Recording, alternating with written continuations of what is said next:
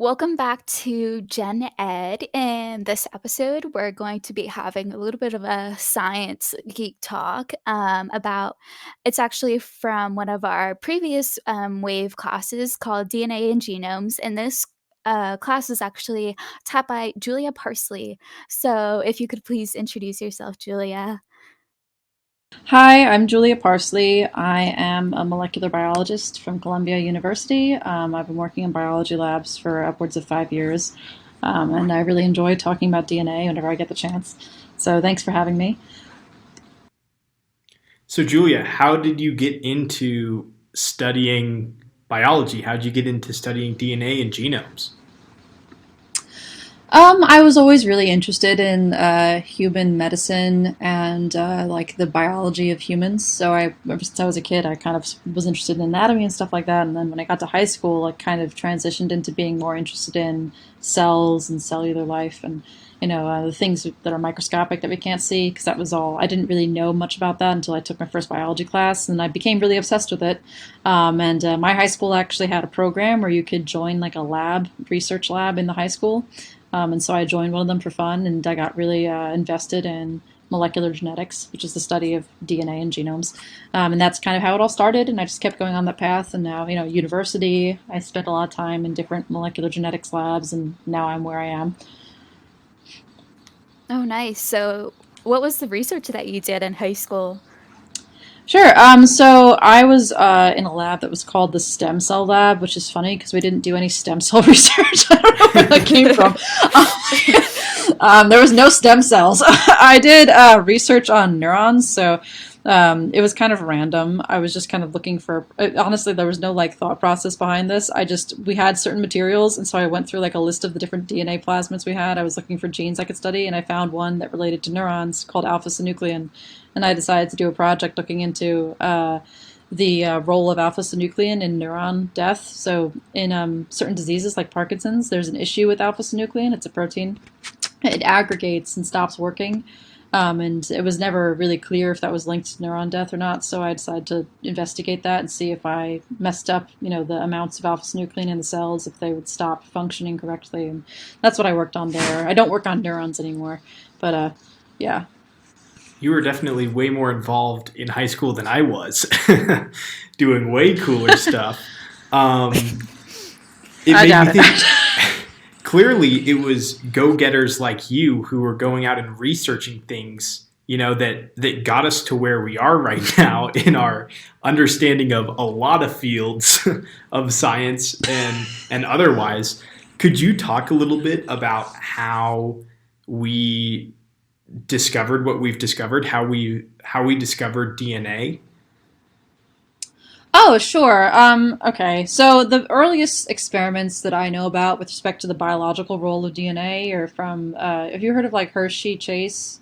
So I don't know the exact experiments that led to the discovery of DNA as a molecule. I'm supposing that's probably more to do with chemistry and chemical biology than really the biology side of things. But DNA was identified as the genetic material back in the middle of the 20th century with the Hershey Chase experiments. People were um, if you've ever heard of bacteriophages are these viruses that can infect bacteria. And the experiment was there was a debate in the science community about whether or not DNA or protein was the genetic material. And bacteriophages, or bacteria viruses, are made of both a protein shell and a DNA core.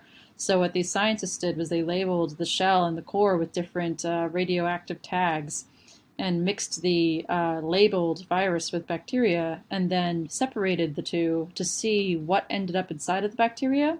And that was how they figured out what was the genetic material. And that was the moment at which it was understood that DNA was the genetic material for living organisms. So I'd say that's when like DNA from a biological standpoint was quote unquote discovered.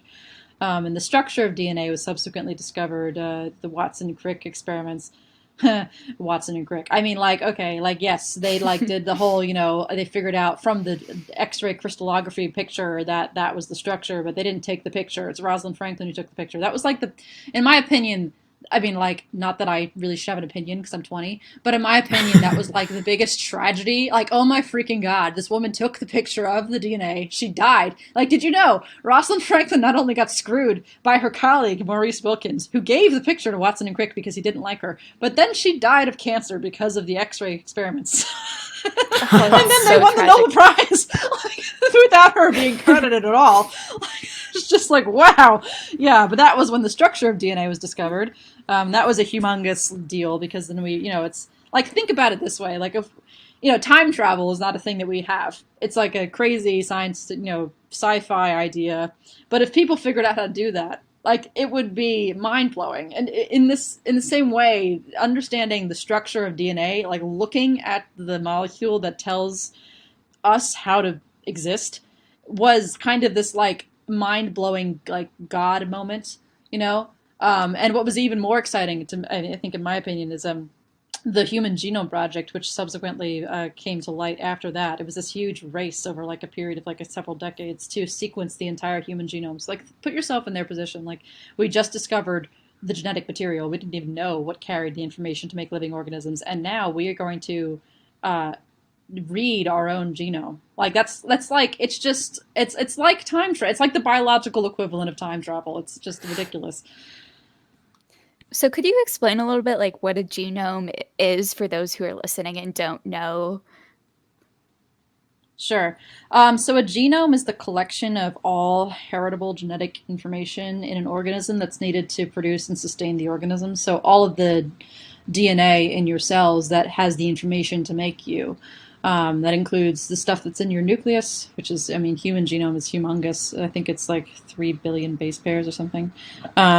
And also the mitochondrial DNA. Basically, it's all of the encoded information needed to make something that's alive. You'd be surprised if you think about what's in a genome. You'd think that your body uses everything in the genome all the time.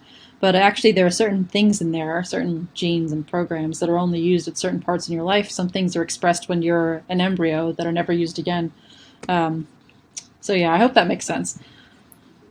So my question is, how do we, you said that genomes are kind of what make us, they contain all the information that creates us. How do we go from these storage units of information to those expressing themselves in a person in the most podcast friendly way possible? um, You're asking about the central dogma. Yeah, so how is DNA used?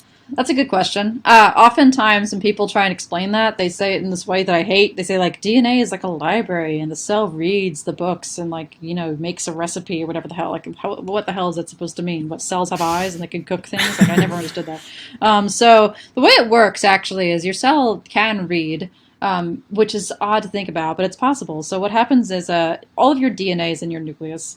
And there's genes in that DNA, and you probably are wondering how the cell could tell where genes are in a long string of DNA. Remember, DNA is like it's a polymer, so it's a chain of repeating units. There are four. It's like a necklace. There are beads on a string, and the beads are these unit molecules called nucleotides, and they're strung together in a chain with a very specific order to them. There's 4 different types of nucleotides, and the order of the nucleotides is what confers information upon the DNA polymer. You can have unique orders, and just by conceptually, different orders of these contain different information, kind of like binary in a computer. Um, and there are certain patterns that it tells the cell when a gene is starting. So the cell can see that. Certain things in the cell can recognize that. And when that's recognized, what will happen is the cell will make a molecule called RNA. So there's certain tools within the cell that will recognize the beginning of a gene, and they'll make RNA. RNA looks like DNA, except it's shorter and can leave the nucleus. So it's a way of photocopying the DNA. That leaves, it goes into the main part of the cell called the cytoplasm, which is anything outside of the nucleus. And then there's this unit called the ribosome, which is this humongous like complex of molecules which can take an RNA molecule, which is just a copy of a DNA sequence, and it can read it. And it does this using the Rosetta Stone of biology, tRNAs, or translation RNAs. or transfer RNAs. God, edit that out. Translation RNAs. Who am I? God, I've been studying this for like years. It's transfer RNAs. I'm not stupid. I promise. It's Some okay. It's days. translation, the process of It's You all translation. know? good. Yeah, no. I swear I know what I'm talking about. Anyway, transfer RNAs. Transfer RNAs. Have they're made of RNA, so they can base pair with the RNA molecule and recognize certain combinations of nucleotides. And each transfer RNA has a specific amino acid that it's attached to. So it's like a what do you call it? You ever have like a something that's written in code, and you have like one of those code wheels, and you can like match like a code letter to like an actual letter in English. That's what a transfer RNA is like. It matches a nucleotide sequence to an amino acid, and that's how a gene is read by the cell and turned into a protein. And if you want to think about that on a grander scale, so that process happens on a very large macrological scale with pretty much everything in your genome over periods of time to give rise to you. So different sequences of DNA, depending on who you are and what versions of each gene you have, give rise to slightly different proteins that give you different characteristics like your height, your hair color, your eye color, whether or not you're going to get cancer, that kind of thing. I actually have a joke. I think I heard it in like a crash course from Hank Green once, but it's what does the enzyme helicase and a teenage boy have in common? They want to And unzip your genes, is that it? yeah, yeah, they want to I've insert heard your that so many genes. times. I don't know why. I think I just follow way too many like stupid, weird TikToks that have to do with science. So that one's like a very popular one. That one and the whole like yeah, I've heard the unzip your genes one a lot. What's the other one I've heard? Oh God. Oh, significant figure. You have one significant figure. That's another good one. Mhm. God. Yeah, no. Okay.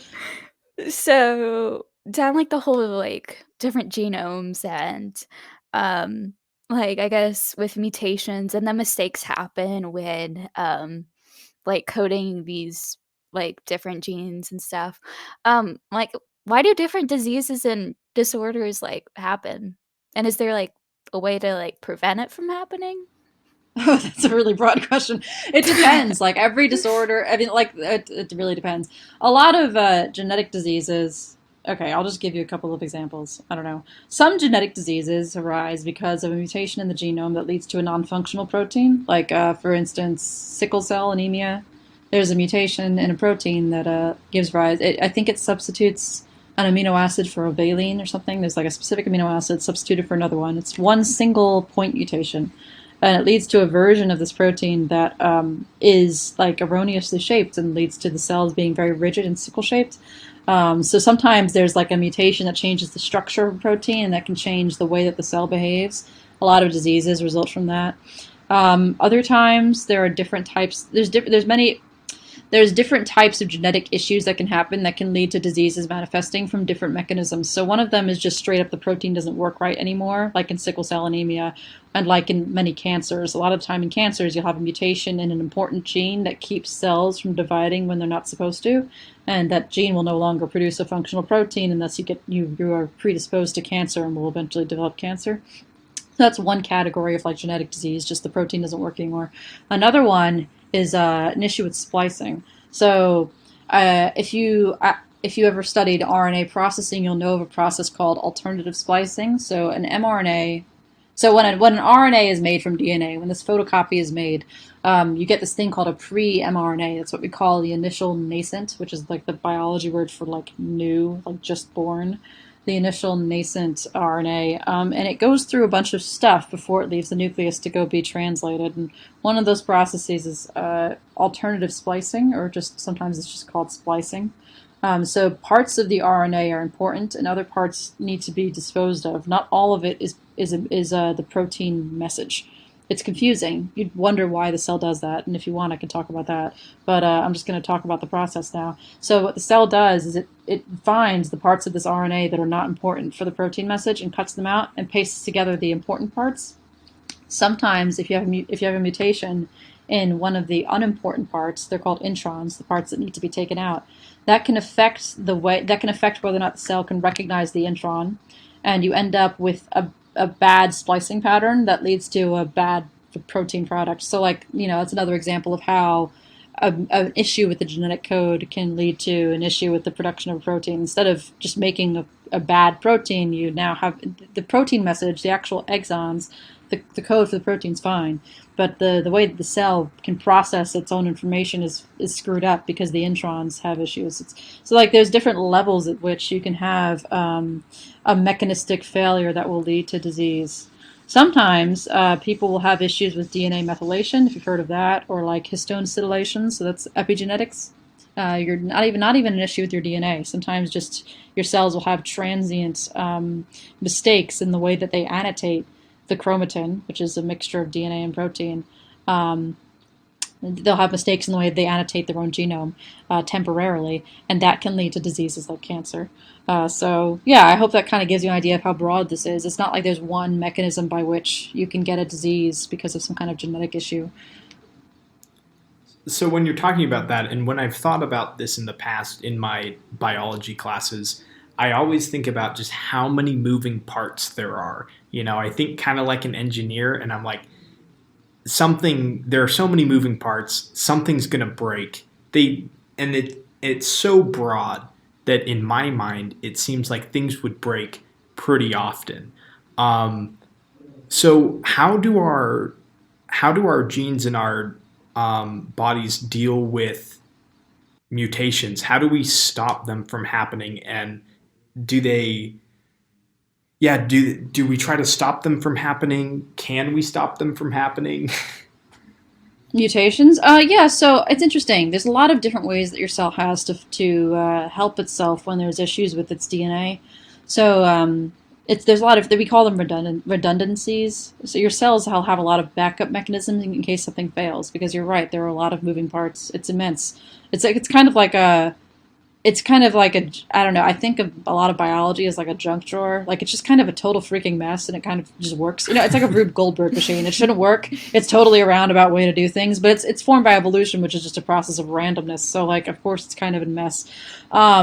But there's a lot of redundancies that make sure that your DNA usually will stay fine. So like, for instance, when your cells are dividing, your whole genome will get replicated. You'd think that would be a very error-prone process, but actually it's not, because your polymerase has something called the polymerase is the protein that replicates your DNA and makes a copy of your genome when your cells are dividing. The polymerase itself has an ability called proofreading. It can recognize when it's put the wrong nucleotide into the new genome and go back, cut it out, and replace it with the right one. So that's one way in which your cell avoids mutations. But you might be thinking, okay, but there are other ways in which cells sustain mutations, like coming into contact with certain chemicals or UV light. And you're right, that can introduce lesions. We call them lesions, like chemical issues within the DNA molecule that can lead to mutation.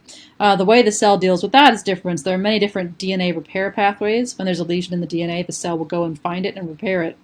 And I'd say probably the most what's the word? Probably the most efficient one that really leads to an accurate repair is homologous recombination. So if you are in the phase in which your cell has already replicated its genome, it's called S phase. There's a copy of every single sequence. So if there's an issue with one of the sequences the cell can recognize because of UV light or whatever, it will use the copied DNA, which it assumes to be correct because it was copied before the lesion existed, to fix the screwed up portion of the DNA. So that's another way in which your cell can avoid mutations. There's also things such as nucleotide excision repair. So if a nucleotide itself is screwed up and doesn't match, your cell will cut it out and replace it with the right one. Like it'll just find this. So like, in case the polymerase doesn't do proofreading correctly, if the cell notices there's a bulge in the DNA helix because there's a mismatch, it will go in, remove the nucleotide that's, bulged out and replace it with the correct one. So like those are some examples of the way in which your cell will avoid having, sustaining mutations. And then in the case in which your cell does sustain a mutation, which happens all the time, I guarantee you there are lots of cells in your body that have a different genome from the rest of them just because of mutations. If your cell does sustain a mutation that is dangerous, like it leads to precancerous characteristics, oftentimes there are other proteins in the cell that will recognize that the cell is acting in a dangerous way that is not typical, and it will kill itself. So one of these is P53. P53 is a protein that can recognize DNA damage at certain points in the cell cycle, which is like the life cycle of a cell. And when it recognizes that, it will trigger a cascade of that eventually leads to apoptosis, which is a fancy word for programmed cell death. So when like worst comes to worst, your cell commits suicide. Like, but yeah, it's actually really hard for your cells to get away with having a dangerous mutation. If I it just wanted wasn't, to we'd all jump have in. cancer. Oh. I just Yeah. wanted to jump in real quick and say that multiple terms and processes that were brought up by you were also brought up in my AP biology class, and I understand them much better after like 5 or 10 minutes here than I ever did in AP bio. Really? I'm surprised. Thank you. It makes me feel really nice. I didn't know I was explaining this well, so thanks. And That's a huge Dan, he compliment. doesn't like biology either. He likes physics. So Oh my god, you heathen! I know. Oh lord, what are we gonna do with him? All right. So Well, yeah, I think I just find like cancer to be so interesting, and there are even backups to like preventing cancer. I find like the tumor suppressor genes and then the oncogenes, like proteins are amazing. Love proteins. Um, but I'm getting sidetracked a little bit. What are some like new discoveries, recent or those you think are significant, like regarding like DNA and genomes, and like how we like combat some of these problems, like I'm sorry. Can you cancer, say that for last part again? You example? cut out. Just like how we're trying to combat different diseases and problems like cancer, and any upcoming or discoveries you found. Oh sure. I'll just tell you about a bunch of things that I think are interesting. So okay, give me a minute to think about this. So there's a bunch of interesting, like, new things that are happening. I'll tell you about some things that are relatively new, but not super new, and then I'll tell you some super new things. So one thing that has kind of been known for a little while, but is like in the grand scheme of things relatively new, is this concept of epigenetic inheritance. So let me explain epigenetics for a minute. Epigenetics, I kind of mentioned this before, but I'm going to kind of really explain what it is now. So you have your DNA in your nucleus, right? And that has your genetic, code in it, sequence of nucleotides. You can't alter that unless you have a mutation. That stays the same. But when your cell experiences something, like it comes into contact with a certain chemical, or it goes through a very stressful period in its life, proteins in the cell will go into the nucleus and they'll annotate the DNA with temporary chemical markers to like kind of help the cell remember certain things. And it helps the cell adapt to its surroundings and survive. That's called epigenetics. It's like this temporary addition to the DNA in the nucleus. It's not permanent. But what was found recently, somewhat recently, not that recently, is that when your cells divide, so when some cell splits, through mitosis to form a daughter cell, the DNA is copied to make a new genome, but the epigenetic annotations are also copied every time. So the daughter cell remembers what the mother cell went through. And this is true for every cell in your body always, except for your gametes. Your gametes are your sex cells. They lose all epigenetic patterns so that the embryo that is formed can start fresh. But all your somatic cells, or your body cells, experience epigenetic inheritance. So your cells can remember what their ancestors experienced. That's incredible. I mean, like, something can happen to you when you're a child, some kind of thing on the biochemical molecular level in your body, and as you age, your adult cells are affected by that. This has implications in many different types of diseases and stuff, whether or not certain through epigenetic inheritance, whether or not that can predispose you to certain conditions. If you've been experiencing something earlier in your life, like if you smoke, whether or not that can predispose you to cancers, not necessarily through the carcinogens, but also through the effect that the different chemicals can have on the epigenetics of your cells. Like, you see how this gets immensely more complicated. But I just thought that was, when I learned about that for the first time, it blew my mind, because it's like cells can remember things. I don't know. So that's something interesting. And another thing, I can tell you about what I work on. So currently I work on something called alternative polyadenylation. So polyadenylation is something that happens to nascent RNAs as well. So there's alternative splicing, and then there's polyadenylation. So when an RNA is made, like when the DNA is being photocopied, and you make one new RNA molecule, at the very end of it, you have to put on something called the poly A tail. Basically, instead of just having the end of the message, the cell decides to add like 300 adenines just all in a string. And we thought we know it's there for several reasons. One of them is to protect the end of the RNA from certain proteins that like to chew up ends of RNA so that you don't chew up the end of the protein message. But also, something we found recently is that you can cut and put the poly A tail on the end of the RNA in multiple different places. So sometimes the cell will chop off a portion of the end of the RNA and then put a tail on. So you end up getting, like, how do I explain this better? Okay, when you're polyadenylating an RNA, it's not like the RNA stops being formed, comes out of the polymerase, and then gets a tail. It's cut as it's coming out of the polymerase, and as it's cut, a tail is added. And that's how a transcription or formation of an RNA ends. You always have to cut the RNA out of the polymerase, or else the polymerase won't stop making RNA. But we found recently that you can cut RNA messages in different places depending on certain factors and stuff that's happening inside of the cell. And interestingly, where you cut RNA messages on average, whether you cut them really early in the message or really late in the message, correlates really nicely with the stem cell differentiation and whether or not a cell is pluripotent. And we don't really understand stem cell differentiation very well, but this is interesting because it seems to be important to whether or not a cell can be pluripotent. So I'm studying the mechanism by which these polyadenylation choices are made in cells of different pluripotency in order to determine,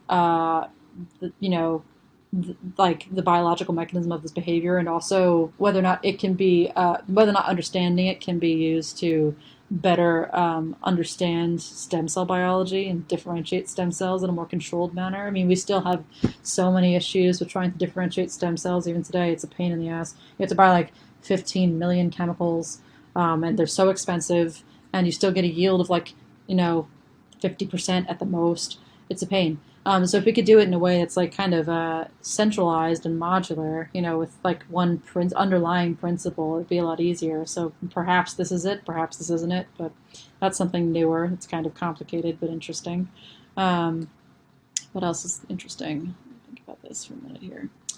CRISPR is interesting. Do you want me to talk about that? How many do you like CRISPR? Some people like CRISPR, some people hate CRISPR. I'm pro CRISPR. CRISPR's but cool. maybe I mean, maybe you have insights to convince me otherwise. To convince you that it sucks. I mean, I like CRISPR. It's really useful. So, I mean, I'm sure people who are listening to this have probably heard of CRISPR, and if you haven't, don't worry, because now you've heard of it, so you're in the loop again. So CRISPR, I mean, if you've heard of it, you probably have heard of it in the context of, like, genetically engineered babies or whatever. Like, that's not typically what people, I mean, that one guy in China decided to do that, but that's not typically what people are using it for.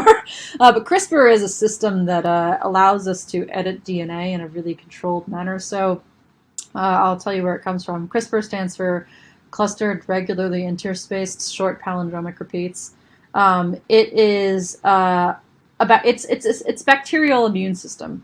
So bacteria have their own immune systems, which is weird to think about because in humans the immune system is cellular. We have B cells and T cells and macrophages, and those keep us safe from different types of microorganisms. But bacteria are unicellular organisms, so if they have an immune system, it has to be within one cell. It can't be a cell within a cell because that wouldn't make sense. It turns out that CRISPR is their version of an immune system. CRISPR keeps them safe from viruses. So in bacteria, the wild type or the normal state of CRISPR, not the engineered DNA editing version, is there's a portion of the bacterial genome that consists of these palindromic repeats. And what happens is when the bacteria is infected by a virus, the cell can recognize that the virus DNA is foreign, and it will cut it up and put it into this palindromic repeat part of the genome. And then what will happen is the cell will transcribe into RNA this palindromic part of the genome, along with all of the little pasted viral pieces of DNA in there. It'll transcribe it into an RNA message, cut up that RNA, and then you'll get a bunch of little RNA photocopies of each of those little snippets of viral DNA from different viruses. So now you have this like pool of copies of viral DNA that the cell has encountered before. What will happen now is that there's this protein inside the cell called Cas. It's Cas9, sometimes it's Cas9, sometimes it's Cas8, depends on the bacteria. Cas will pick up those RNA photocopies, and it will go around the cell like a hitman looking for DNA that is foreign, that matches those RNA photocopies, and when it finds that, it'll cut it up. And that's how the bacteria has can protect itself from viruses that it's seen before. So in case you want to know where CRISPR came from. And the CRISPR that people are talking about right now is not that. What can we do with the bacterial immune system? It's an engineered version of that. So what happened is these two scientists, Jennifer Doudna and Emmanuel Charpentier, took that system from bacteria and they engineered it in a lab to work in human cells. So what they did was they put Cas9 into human cells. So now human cells can make the Cas9 protein, which can the Cas9 can grab an RNA, find DNA that matches the RNA, and cut it. So Cas9 is in human cells. And then what they did was they, from scratch, engineered or made up an RNA molecule that will fit inside of Cas9 and is customizable, so that the part of the sequence that recognizes DNA can be whatever you want. So now we have a system that works in human cells that